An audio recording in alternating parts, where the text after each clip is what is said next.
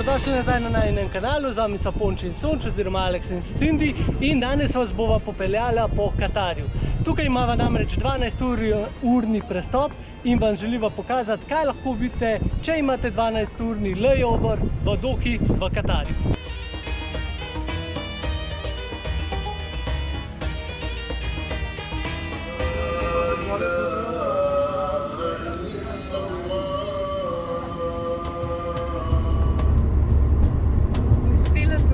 Iz letališča po malo zapletih po preglavicah nama je ratel in prišla sva v Doho v Katarju.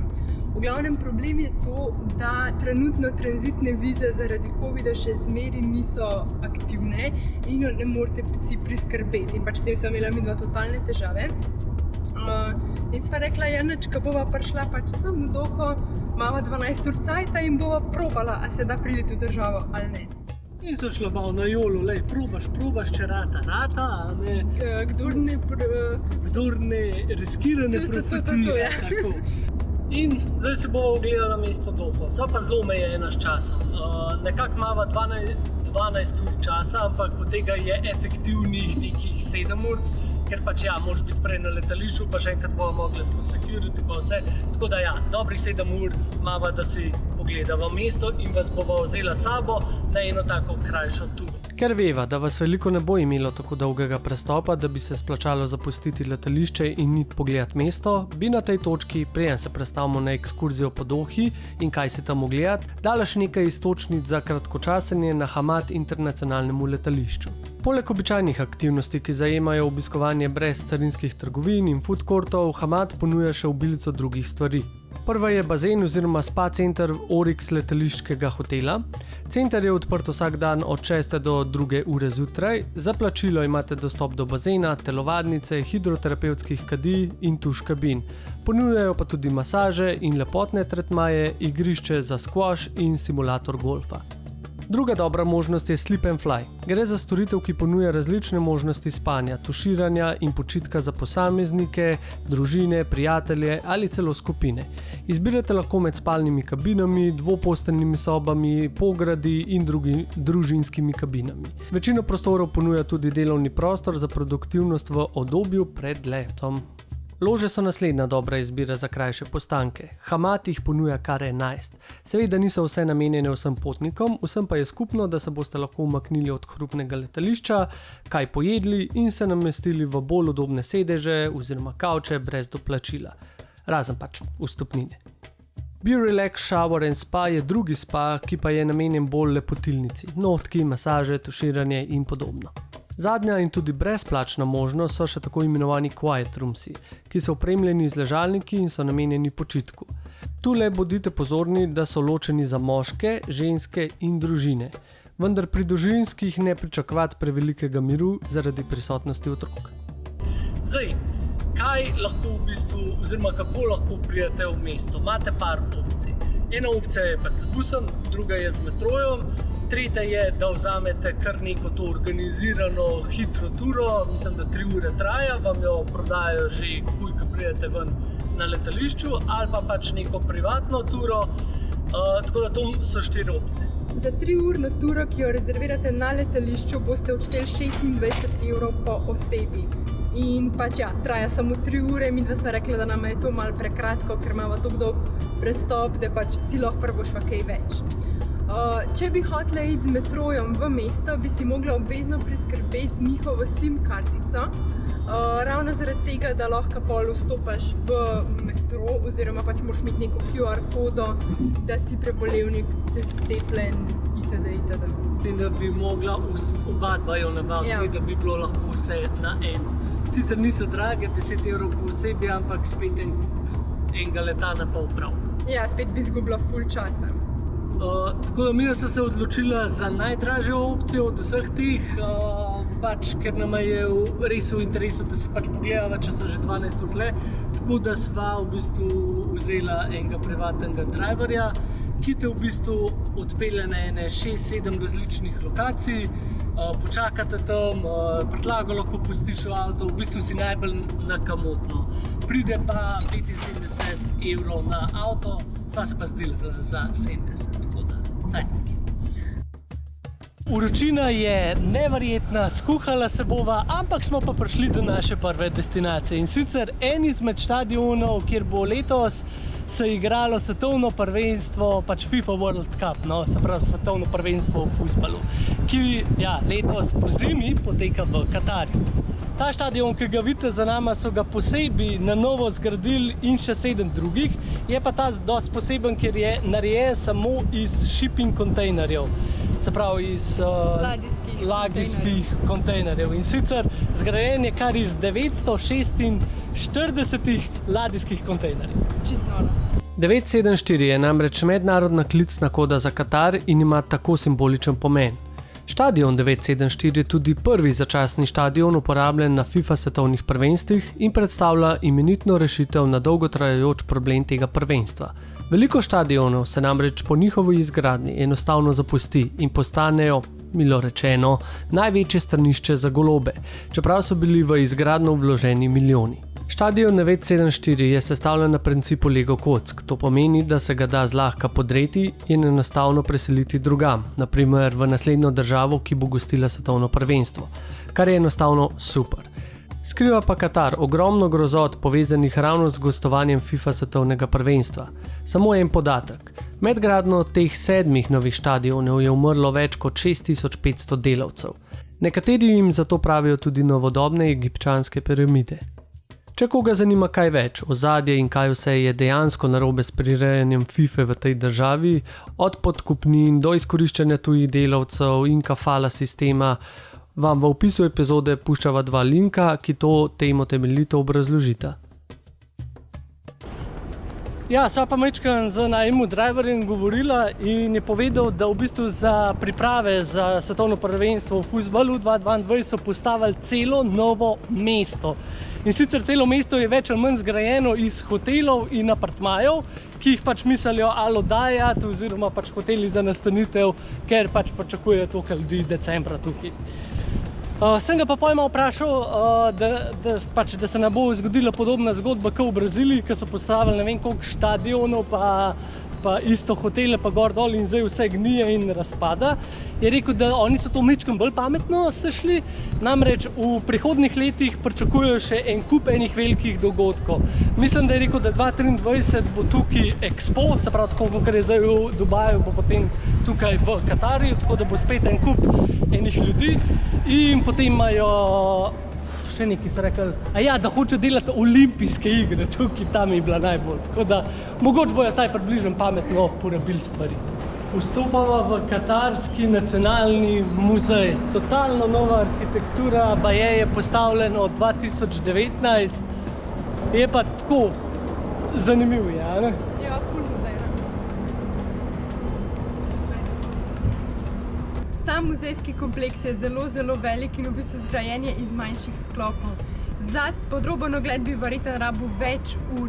Najdeš pa tukaj vse, kar bi si lahko zaželel od nacionalnega muzeja. Torej od zgodovine, kulture in podobno. Na hitro še eno zabavno dejstvo o nacionalnem muzeju. Zasnovan je po obliki puščavske vrtnice, torej kristal oziroma kamnite strukture, ki jo najdemo tu v katarski puščavi.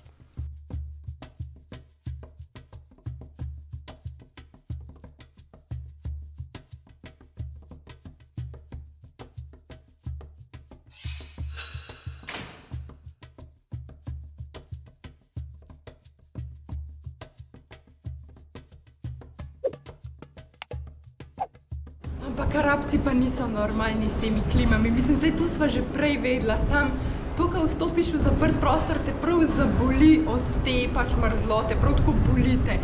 Drugač pa je zunaj 41 stopinj, pa ko prideš v prostor je pa ne vem 16 po mojem. Niso normalni, res ne. V Katarju so temperature res neznosne, namreč temperature v poletnih mesecih lahko presežejo kar 50 stopinj Celzija, pač nepredstavljivo. Ampak je pa ena stvar, ki je pa zelo fajn tukaj, pa bi se jo človek lahko navadil, prav ne, na temperature definitivno ne, ampak na cene benzina. Zdaj trenutna cena, saj veste, v Evropi so brutalne cene, no tukaj je cena za liter benzina nekje 55 centov. Fajn, a ne? To bi pa kar mučilo, ok? Se okoli vozil Kanari. Bogastvo Katarja izvira iz njegovih velikanskih zalog nafte in zemeljskega plina, zaradi česar je postal ena najbogatejših držav na svetu. Vendar si država močno prizadeva za razpršenje svojega gospodarstva, da bi zmanjšala odvisnost od teh omejenih virov. S predlogi in pobudami, kot je Katarjeva nacionalna vizija 2030, država sedaj vlaga tudi v druge sektore, kot so finance, turizem, nepremičnine, izobraževanje ter tehnologija. S privabljanjem tujih naložb in gostiteljstvom mednarodnih dogodkov želi Katar ustvariti nove zaposlitvene priložnosti, spodbuditi gospodarsko rast in zagotoviti dolgoročno blaginjo. Ta napreden pristop Katarja kaže na njegovo ambicijo, da poleg svojega naftnega bogastva zgradi trajnostno in odporno gospodarstvo. Vse to pa se seveda odraža tudi v arhitekturi in vsemu, kar lahko vidimo v samem Katarju, od stolpnic do zelenih trav sredi puščav.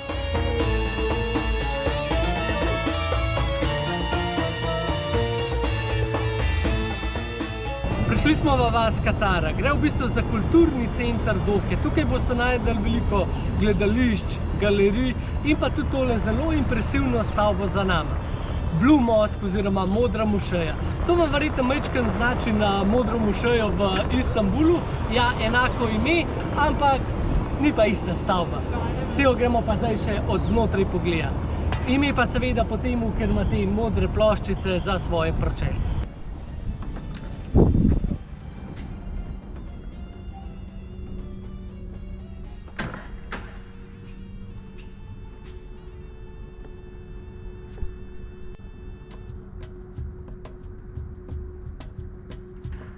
Kot je običajno, sva mogla Cindy na ločene vhode, se pravi jaz na moškega, Cindy na ženskega. In je ful smešen, ker jaz v bistvu vidim celo pač mošejo, ona pa sama en majčken del in je še rekla, da je malo posnamen, da bo sploh videla, kako izgleda. Celotno tole območje Katare je v bistvu čist na novo zgrajeno, pač novogradna je, ampak je arhitektura nekako postavljena nazaj v čas, da bi bilo čim bolj tradicionalno, kar je tako zanimivo. Očitno denarja, mislim ne očitno, se vidi, da je tlele denarja tako. Na tone. Na tone, ja. Za mano lahko vidite kipa dveh batul. To so v bistvu maske, ki so jih včasih ženske tradicionalno nosile. Zdaj imajo pa v bistvu te črne lutke. Nahajava se znotraj amfiteatra. Ta amfiteater so zgradili po navdihu iz Koloseja iz Rima. Pač čist noro. Se pa tukaj odvijajo razne predstave, kino in podobno. No pa še nekaj na temu njihove narodne noše, če temu hočete tako reči, se pravi, ki ženske tradicionalno burka. Moški, se pravi njihova uprava, pa se imenuje tof. In je namreč cela bela. Zdaj, kako v bistvu različne moške v arabskem svetu ločaš, se je v bistvu po stilu teh tofov. Se pravi, recimo v Dubaju so brez uratnika, ali pa recimo po barvi, se pravi tukaj v Katarju imajo vse belo in uratnik. Recimo iz Omna imajo pa sicer tudi belo haljo, ampak imajo pa rdečo pokrivalo, tako da nekako tako na hitro čez prst lahko ločiš različne Arabce. Drugače pa Doha oziroma na splošno Katar velja za zelo tradicionalno muslimansko državo. In verjetno ni treba posebej omenjati, da se je treba temu primerno tudi obleči. Midva sva se v bistvu na to pripravila in sva se na letališču preoblekla. Torej, moški morajo imeti obvezno pokrite ramena pa pokrite kolena. Za ženske je pa priporočljivo dolge hlače, pa pač pokrita ramena in pa pol za kakšne mošeje moraš imeti seveda še pokrito glavo oziroma lase. No, zato me ne vidite v dolgih hlačah, čeprav mi je noro vroče, a ne? Se vam pa najbolj splača obiskati arabski svet pozimi. Pozimi imajo v bistvu oni prijetnih 26 stopinj čez dan in pa po noč pade temperatura na 15 stopinj, tako da se da spati. Ja, midva sva po mojem tukaj v najslabšem možnem času. Ampak okej, še zmeri bova ta čas maksimalno izkoristila. Naju je pa zelo presenetilo dejstvo, da v bistvu tukaj so čez dan trgovine in pač vse te stvari ta glavne zaprte. Nekako imajo delovni čas od 6 zjutraj do 10-11 dopoldne in potem se trgovine ponovno odprejo ob 4, pa delajo nekje do polnoči. To, kar vidite za mano, je čista prava trava, ni umetna. Ja, trava sredi puščave. neverjetno. Pač tukaj imajo res toliko denarja, da si to lahko privoščijo.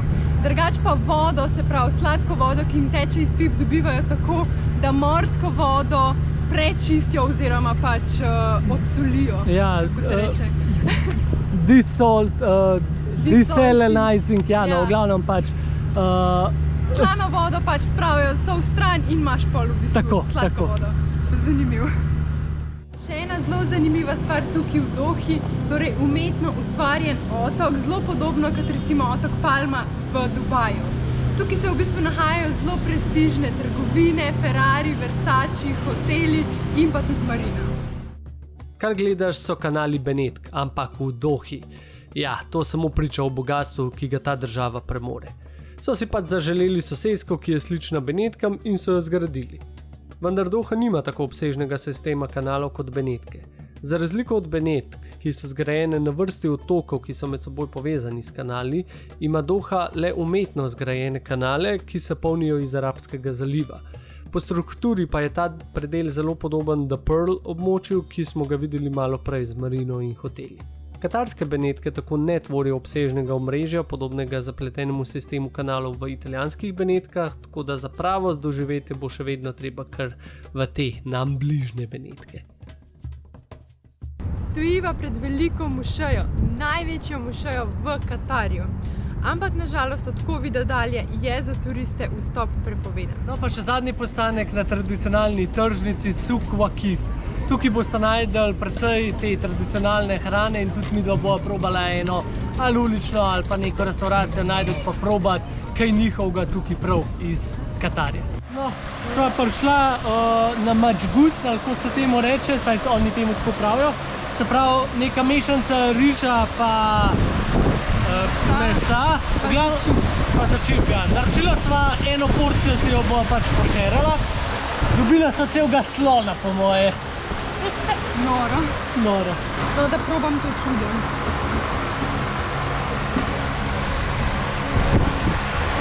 Ja, zelo močen okus, ful se začimbe čuti. Mislim, da malo peče. Pekoče pride za tabo, ti jaz povem, da pride. No, pride za mano. Toliko je začimb tlele noter, da poje, ko probaš Coca-Colo, sploh nima po Coca-Coli okus, ampak ima kar čist drug okus. Čist je čudno Coca-Cola. Je pa precej dobrih stvari, če vzamete pač privatnega driverja, prvič pač imaš več cajta na voljo, lepo te okoli voz in pa ena boljših stvari je, dajo ti en takle star telefon, moraš biti že malo starejša generacija, da to znaš uporabljati, ampak predvsem, če te nek odloži, kakor je naju zdaj na temu tradicionalnemu marketu, lahko ti kamo tukaj 1 uro zbluziš in ga potem samo pokličeš, da te prideš še iskat in odpelje nazaj do letališča.